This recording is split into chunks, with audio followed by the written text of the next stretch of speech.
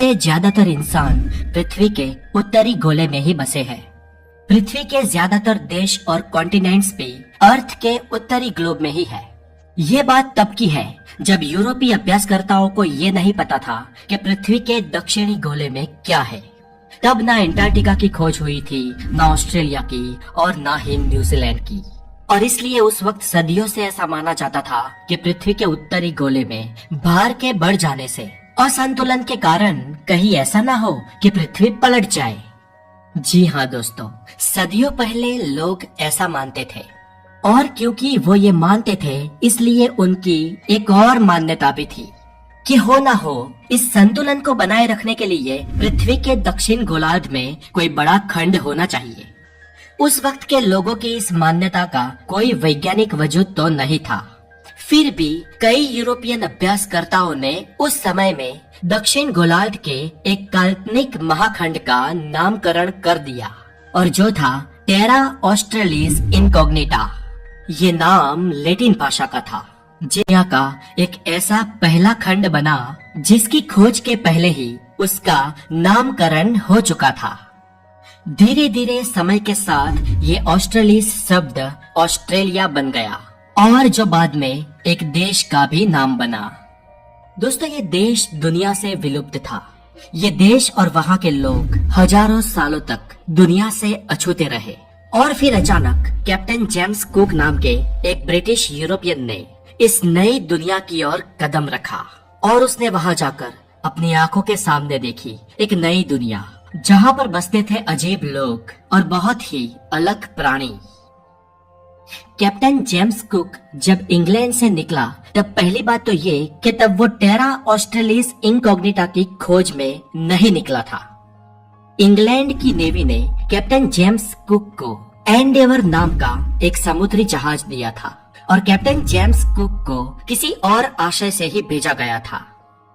दरअसल साल 1769 के जून महीने में सूर्य के बीच शुक्र ग्रह का ट्रांजिट होने वाला था।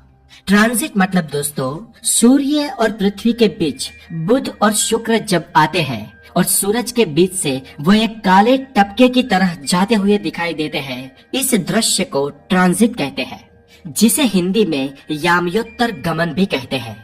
और शुक्र ग्रह का ये ट्रांजिट पृथ्वी से हर 243 साल में 2 बार ही दिखता है।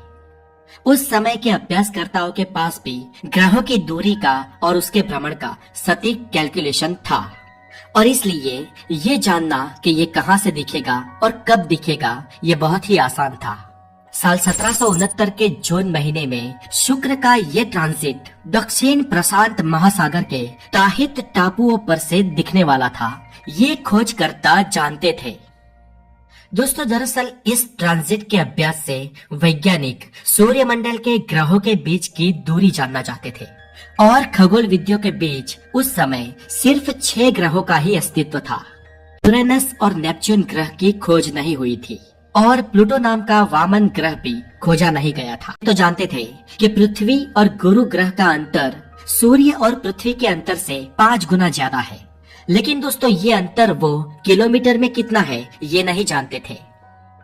अब दोस्तों, इतने सालों बाद होने वाले इस ट्रांजिट से उस वक्त के वैज्ञानिक ये सब ही पता लगाना चाहते थे और इसीलिए कैप्टन जेम्स कुक और उनके साथ 4 और वैज्ञानिकों को एंडेवर नाम के जहाज में दक्षिणी प्रशांत महासागर के ताहित टापुओं पर भेजा गया। कैप्टन जेम्स कुक और उनके साथियों ने इस ट्रांजिट की सारी डिटेल दस्तावेजों में ऐड की, यानी कि उनका ये वैज्ञानिक काम खत्म। नौसेना ने कैप्टन जेम्स कुक को एक और दस्तावेज भी दिया था और कहा गया था कि ये दस्तावेज उन्हें ट्रांजिट के निरीक्षण के बाद ही खोलना है। और जब इस निरीक्षण के बाद कैप्टन जेम्स कुक ने इस दस्तावेज को खोला तो उसमें लिखा था कि जेम्स कुक और उनकी टीम को इंग्लैंड आने से पहले एक और काम भी करना है। उन्हें अपनी खोज को आगे बढ़ाना है और उन्हें अ continent of land of great extent को भी खोजना है और वहाँ पर उन्हें in the name of the king of the great Britain की ओर से कब्जा भी करना है। और इसे पढ़ते ही जेम्स कुक और उनके साथी ताहित टापुओं से आगे बढ़े और पश्चिम दिशा की ओर सफर करते रहे। साल 1769 के अक्टूबर महीने में वो लोग न्यूजीलैंड पहुंचे। ये यूरोपियन लोगों के लिए नई भूमि थी। यहाँ पर सिर्फ माओरी नाम के आदिवासी ही बसते थे। इस प्रदेश पर पहुंचते ही कैप्टन जेम्स कुक ने अपना राष्ट्र ध्वज लहराया और इस प्रदेश को ब्रिटेन की मालकियत के रूप में दर्शाया। इसके बाद प्रवास को पश्चिम उत्तर दिशा की ओर जारी रखा गया और साल 1770 के अप्रैल महीने में यूरोपीय मान्यता के तहत पृथ्वी को संतुलित रखने वाले उस महाखंड की खोज कर दी, जिसे यूरोप में कहा जाता था टेरा ऑस्ट्रेलिस इनकॉग्निटा। कैप्टन कुक ने इस महाखंड पर पहुंच के वहां पर भी अपने राष्ट्र ध्वज को लहराया और इस पर भी ब्रिटेन की मिल्कियत जाहिर की। कैप्टन जेम्स कुक वो पहला यूरोपियन था जिसने ऑस्ट्रेलिया की इस धरती पर कदम रखा था। लेकिन फिर भी दोस्तों, कैप्टन जेम्स कुक ऑस्ट्रेलिया की इस विशाल भूमि का सबसे पहला खोजक नहीं था, क्योंकि आज से करीब 50,000 साल पहले एशिया के एबोरिजिनिस यानी कि एशिया की आदिवासी जनजाति पहले ही ऑस्ट्रेलिया पहुंच चुकी थी। जी हाँ दोस्तों, आज से करीब लाखों साल पहले प्लाइस्टोसिन नाम के आखिरी हिमयुग की शुरुआत के बाद विषुववृत्त के समुद्र का पानी भी बर्फ की मोटी चादर बन गया था और सागर का पानी मोटी पपड़ी बनकर करीब 100 मीटर से भी नीचे सरक गया था। और इसके चलते बहुत बड़ी तादाद में समुद्र जल के नीचे दबी जमीन अब खुले आसमान में आ गई थी और इस वजह से अग्नि एशिया और ऑस्ट्रेलिया के बीच एक भूमिगत सेतु बना था। दोस्तों, वैज्ञानिक मानते हैं कि ये सेतु अखंड नहीं था। यहाँ पर कई कई जगह पर बर्फ की पतली चादर या पानी भी था, लेकिन एक लैंड से दूसरे लैंड के बीच की दूरी बहुत ज्यादा नहीं थी। जब ये एशियाई आदिवासी हिमयुग की ठंडी के कारण उत्तर से दक्षिण की ओर प्रयाण कर रहे थे, तब बीच में कई कई जगह पर पानी के अवरोध ने उन्हें रोका भी। लेकिन इस अंतर को पार करने के लिए उनके पास हजारों साल थे। धीरे धीरे ये गुफा मानव या आदि मानव डेवलप्ड होते रहे और वो लकड़े की नाव बनाना भी सीखे और आखिरकार वो ऑस्ट्रेलिया पहुंचे। सदियों बाद हिमयुग खत्म हुआ और समुद्र जल ने फिर से अपना पुराना स्तर पा लिया और ऑस्ट्रेलिया महाखंड फिर से एक टापू बन गया और दुनिया के और देशों और प्रदेशों के साथ इसका संपर्क टूट गया और वहां बसने वाले आदिवासियों ने ये मान लिया कि दुनिया सिर्फ उतनी ही है जितनी ऑस्ट्रेलिया की भूमि है। लेकिन सालों बाद फिर से जब जेम्स कुक ने इस भूमि को खोज लिया, तब बाहरी दुनिया के लिए ऑस्ट्रेलिया की इस छोटी सी दुनिया के भी रास्ते खुल गए। दोस्तों, आपको अगर और एक बात बताऊं तो ब्रिटिश वासी जेम्स कुक जब ऑस्ट्रेलिया पहुंचा, उससे करीब 125 साल पहले साल 1644 में नीदरलैंड का एक सागर खेड़ू जिसका नाम था आबेल तास्मान, उसने ऑस्ट्रेलिया की पूरी प्रदक्षिणा की थी और वो ऑस्ट्रेलिया के नीचे दक्षिण में एक टापू है जो आज ऑस्ट्रेलिया का ही पार्ट है। वहां पर ये आबेल तास्मान पहुंचा और इस टापू की खोज के बाद आबेल तास्मान ने उस टापू का नाम दिया तास्मानिया और आज ये तास्मानिया ऑस्ट्रेलिया का ही एक स्टेट है और ऑस्ट्रेलिया के ही टेक्टाइल प्लेट पर है। तो फिर इस हिसाब से तो आबेल तास्मान ने जेम्स कुक से पहले ऑस्ट्रेलिया की खोज की थी। लेकिन फिर भी दोस्तों, भूतकाल में अगर और पीछे जाया जाए तो ना आबेल तास्मान ऑस्ट्रेलिया का पहला खोजी था और ना ही जेम्स कुक। ऑस्ट्रेलिया पर पहुंचने वाले सबसे पहले अग्नि एशियाई आदिवासी लोग थे। अब जेम्स कुक की बात करें तो वो ऑस्ट्रेलिया की खोज के बाद ब्रिटेन गया और वहां से उसके खोजे हुए रास्ते से कई और ब्रिटिश ऑस्ट्रेलिया आने लगे। इन्होंने ऑस्ट्रेलिया को अपनी कॉलोनी बना लिया। हालांकि ब्रिटिश लोगों ने ब्रिटेन की मेन भूमि से तड़ीपार किए हुए गुनहगारों को ऑस्ट्रेलिया में बसाया। इससे पहले ब्रिटेन इन गुनहगारों को अमेरिका भेजता था, लेकिन जैसे ही अमेरिका ब्रिटिशरों से आजाद हुआ, ब्रिटिशरों ने अपने इन गुनहगारों को ऑस्ट्रेलिया भेजना शुरू कर दिया। आज भी दोस्तों ऑस्ट्रेलिया का हर 4 में से 1 नागरिक ऐसा है जिसका पूर्वज अपराधी था। शुरुआत में तो दोस्तों ब्रिटिश अपराधियों को ही ऑस्ट्रेलिया भेजा जाता था, लेकिन जैसे ही साल 1851 के बाद ऑस्ट्रेलिया में सोने की खानों का पता चला, ब्रिटेन से आम लोग भी सोने से आकर्षित होते हुए ऑस्ट्रेलिया आने लगे। अब तक तो लोग मजबूरी में यहाँ आते थे, लेकिन अब लोग लालच के कारण भी ऑस्ट्रेलिया आने लगे और धीरे धीरे ऑस्ट्रेलिया में खेती और भेड़ पालन का व्यवसाय भी विकसित होने लगा।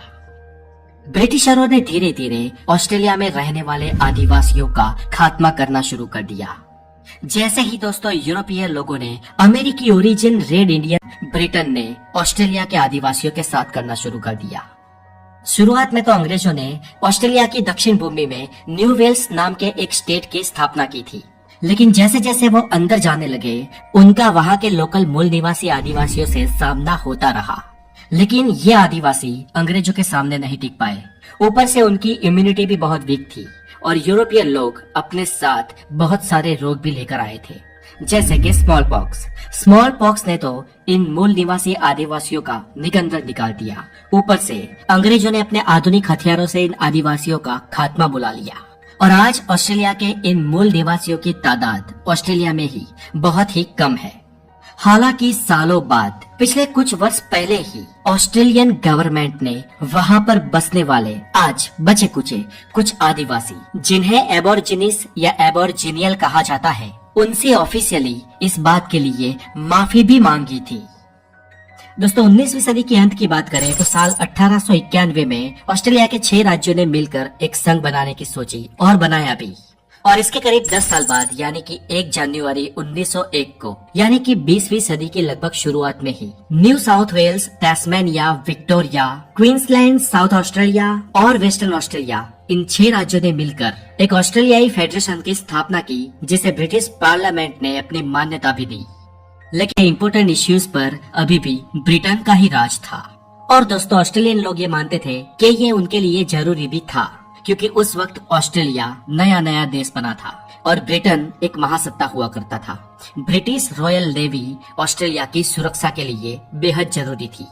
हालांकि दूसरे विश्व युद्ध के बाद ब्रिटेन की ऑस्ट्रेलिया के ऊपर की पकड़ कम हो गई और 1941 के बाद से ऑस्ट्रेलिया ने ब्रिटेन की जगह अमेरिका को अहमियत देना शुरू कर दिया और आगे चलकर 3 मार्च 1986 को ऑस्ट्रेलिया ब्रिटेन के शिकंजे से पूर्णतः आजाद हो गया।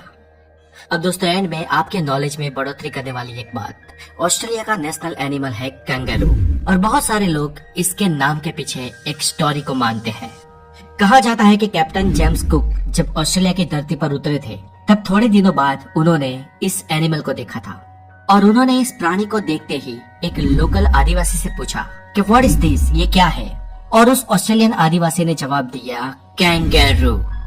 और इस कैंगरू नाम को बतौर एक एनिमल के नाम के तौर पर जेम्स कुक ने डायरी में नोट किया।